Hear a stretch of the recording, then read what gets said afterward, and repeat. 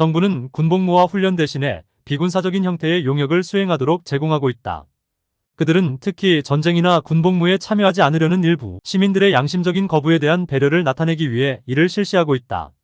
이것은 분명히 추천할 만한 타협책이다. 양심의 위기에서 이 주제는 파트 3.0에서 논의되었다. 거기서 설명한 바와 같이 이 조직의 방침은 증인들이 대체 복무를 할 수 있다는 징병위원회 또는 법원 이외의 다른 정부 기관의 명령을 결코 받아들일 수 없다는 것이었다. 이 대체 복무는 일반적으로 삼림캠프에서 또는 지역사회에 전반적으로 혜택을 줄 병원 업무, 노인 복지 서비스 제공, 도서관 등 군사 업무와는 다른 분야에서 일하는 것으로 구성되어 있다. 이 모든 것들은 분명히 명예로운 형태의 일임에도 증인들은 왜 그것을 받아들이지 않는가? 왜냐하면 그것은 대체 복무로서 군복무를 대신하는 대치 복무가 되기 때문이다.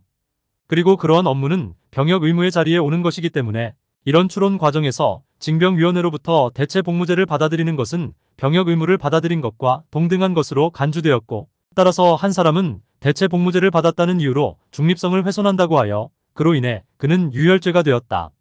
그러나 증인이 징병위원회의 명령에 따르지 않아 체포되어 재판에 회부되어 유죄가 확정되었을 때 만약 재판의 판사가 그 증인에게 그러한 대체 복무를 수행하도록 선고한다면 그는 이제 법원 명령에 복종하고 할당된 일을 하고 타협과 유혈죄로부터 자유로워질 수 있다. 그러나 법정에서는 매우 기술적으로 대답해야 했다. 조직에서는 실제 형량이 선고되기 전 증인이 법원으로부터 병원 근무나 이와 유사한 복무에 대한 양심이 허락할 수 있는지 여부를 묻는 재판관의 질문에 긍정적으로 답변해서는 안 되며 법원이 결정할 일이라고 대답해야 한다는 입장을 취했다. 네, 그렇습니다.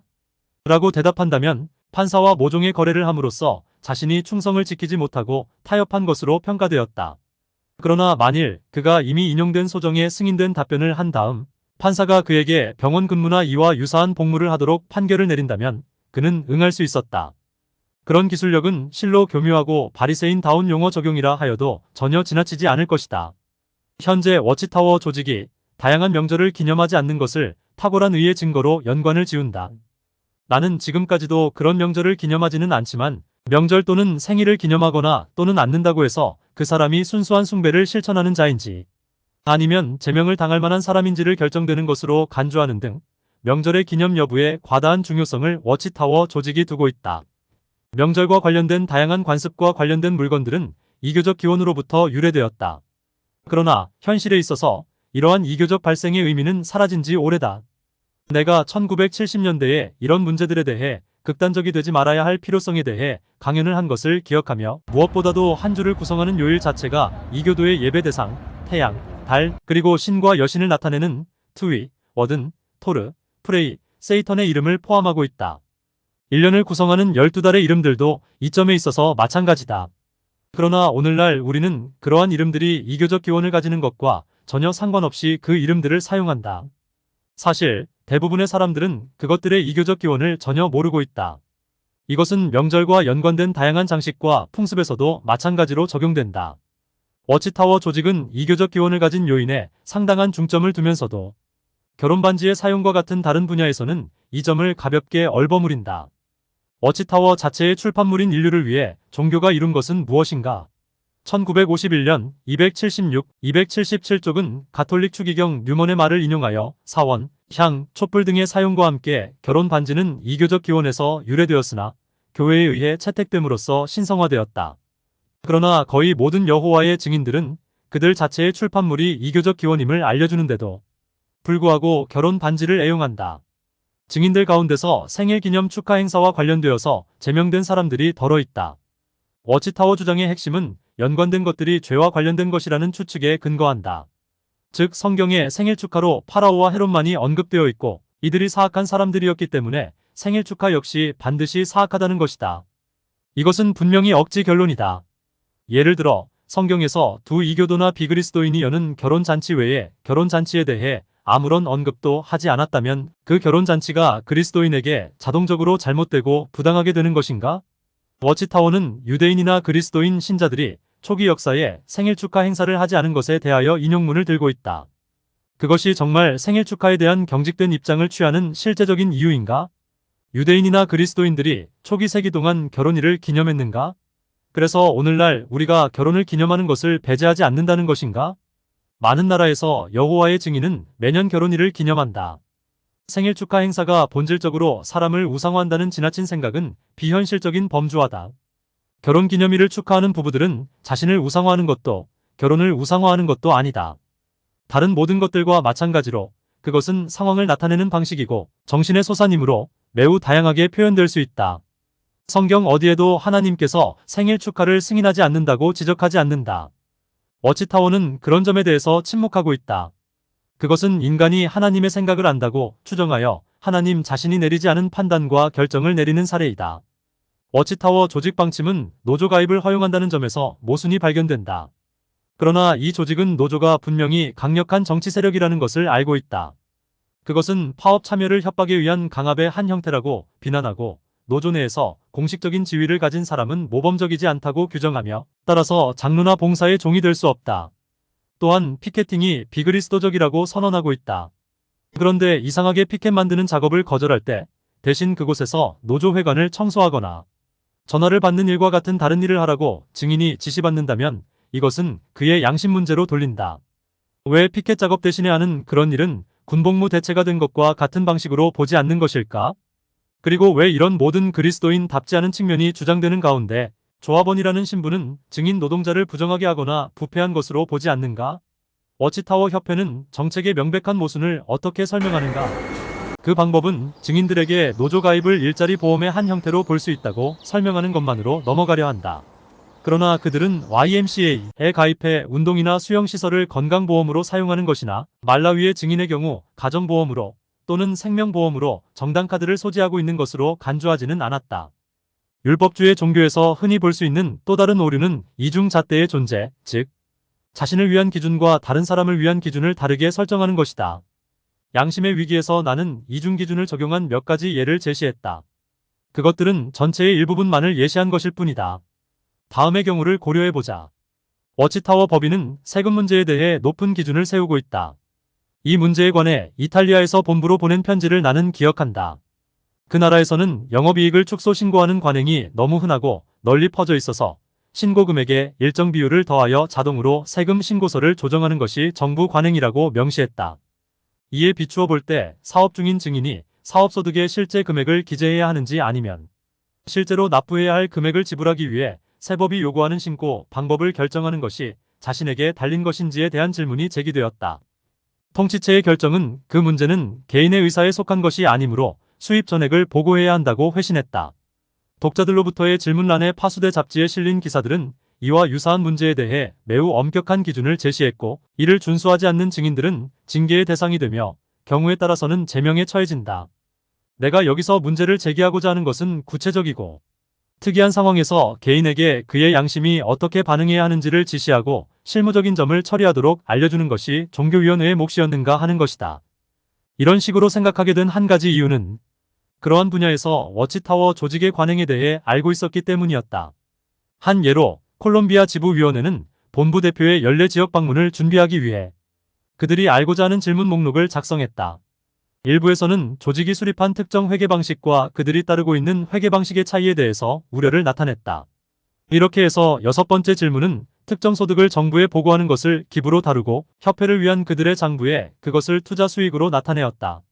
그들은 이런 편법에 대해 불안감을 느꼈으며 이 자료의 복사본에서 그들이 어떻게 그들의 느낌을 표현했는지 나타난다. 질문 6. 비영리법인에 대한 콜롬비아법에 따르면 이자가 부과되는 대출이 금지되어 있습니다. 만일 그렇게 한다면 합자회사에 대한 비율로 법인세가 부과될 가능성이 많은 상사로 분류하게 될 것입니다. 현재 세금 부과를 위해 정부에 보고할 목적으로 이자를 포함하여 회관 대출 지불로부터의 소득을 기부로 분류하고 있습니다. 하지만 협회에 보고하는 장부에는 이 소득이 투자 수익으로 분류됩니다. 개인의 대출 원장에는 원금과 이자가 분명하게 확인됩니다.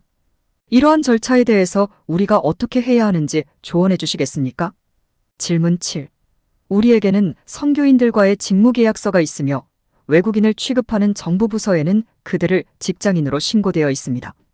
이것은 그들이 입국하기 위해서 의무적으로 해야 하는 절차입니다. 하지만 세금 신고서에는 아무도 고용하지 않은 걸로 해야 합니다. 이것은 고용주가 사회 안전 등을 위해 지불하는 금액을 피하기 위해서입니다. 모든 사람이 그렇게 합니다. 그러니 우리가 어떻게 해야 도덕적인 입장에 설 수 있겠습니까? 두 경우 모두 비원칙적 방식으로 정부에 신고한다면 이유가 특정 세금이나 기타 비용을 탈루했기 때문이라는 지적이 나올 수 있다. 그리스도인은 하나님의 법을 위반하는 것이 아닌 한 모든 법을 준수해야 한다는 원칙은 사실이므로 그 원칙은 이러한 콜롬비아 세법을 준수하지 않는 것에 대해 정당화시킬 수 없었다. 다시 말하지만 이러한 회계 방법은 콜롬비아 지부에서 비롯되지 않았다는 점에 유의해야 한다. 어떤 지부도 독자적으로 회계 방식을 세우지 않는다는 것을 알고 있다. 모두 중앙본부 조직이 결정한다. 콜롬비아 지부는 다른 나라에서도 마찬가지로 하고 있는 워치타워 협회의 방식을 따르고 있었다. 그들의 질문에서 알 수 있듯이 먼저 워치타워 협회의 승인을 얻지 않고서는 그러한 방식에서 벗어날 수 있다고 생각하지 않았다. 그러나 그들의 글에서 나타난 것처럼 지부의 성원들은 그 방식의 도덕성에 대해 양심적으로 불안감을 느꼈는데 그러한 방식들이 조직의 파수대 잡지에 발표된 내용들과 대조를 이루었다는 것은 의심할 여지가 없기 때문이다. 콜롬비아에서 온 두 번째 내용은 앞에서 보아온 또 다른 모순을 제기한다. 잘 알려진 바와 같이 멕시코에서 온 많은 사람들이 불법 체류자로 미국으로 건너가 일자리를 찾고 생활 환경을 개선한다. 사회보장카드는 일반적으로 허위 정보를 기재하고 취득한다. 그 후 이 사람들 중 일부는 수십 년 동안 시골에서 살았고 책임감 있게 삶을 살았으며 가정을 꾸리고 집을 사거나 짓거나 심지어 사업으로 발전시켰다. 이들 중 나중에 때로는 여러 해 후에 증인이 된 사람들이 일부 있다. 이 조직의 방침은 여호와의 증인으로서 침례를 받기를 원하는 사람들에게 침례를 받을 수 있도록 허용했다. 그러나 그들 중 남자들은 집회를 사회하거나 봉사의 종 또는 장로로서 어떠한 책임 있는 방법으로도 봉사하는 것이 허용되지 않았다. 취해진 견해는 거짓된 삶을 살고 있다는 것이었다. 이들은 마치 합법적으로 국내에 있는 것처럼 오인시키고 진짜가 아닌 서류를 휴대했다. 어떤 책임을 질 자격이 있으려면 그들은 당국에 가서 그들의 상황을 합법화하려고 노력해야 한다. 그렇지 않으면 자격을 취득할 수 있는 유일한 다른 방법은 멕시코로 돌아가는 것이다. 이것은 통상적으로 직업, 사업, 주택 및 재산을 소유할 경우 매각 또는 처분하는 것을 의미했다. 그러나 이 조직 자신도 비슷한 불법 상황을 연출하는 어떤 계획을 세운 적이 많다.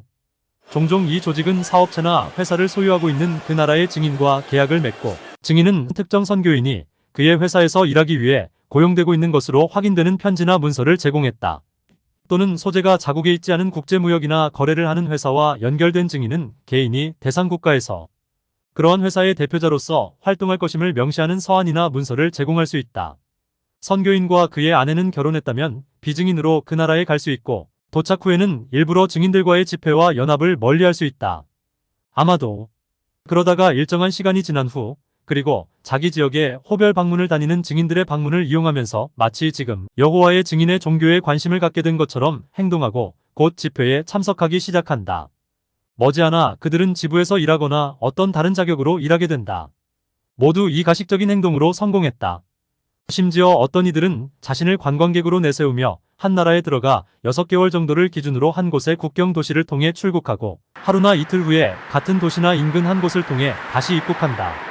스페인과 멕시코의 일부 외국인 워치타워 대표들은 이 방법을 사용하여 수십 년 동안 이들 국가에서 살아왔는데 그동안 수십 년 동안 워치타워 지부에서 전시간 고용되었지만 그들은 자신을 계속해서 관광객으로 위장하고 있다.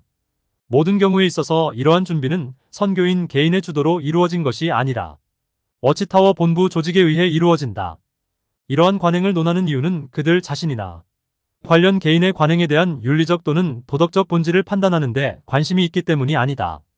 나를 혼란스럽게 하는 것은 다시 한번 적용되는 이중잣대로 조직은 일반 증인 그리고 그들의 모범적인 사람으로 임명될 수 있는 자격에 의해 이행될 때는 그 이행의 도덕성에 대한 판단권을 스스로 떠맡지만 동일한 종류의 일에 대해서 조직의 이익들을 진전시키기 위해서는 비판이나 비난이 아니라 스스로를 정당화한다.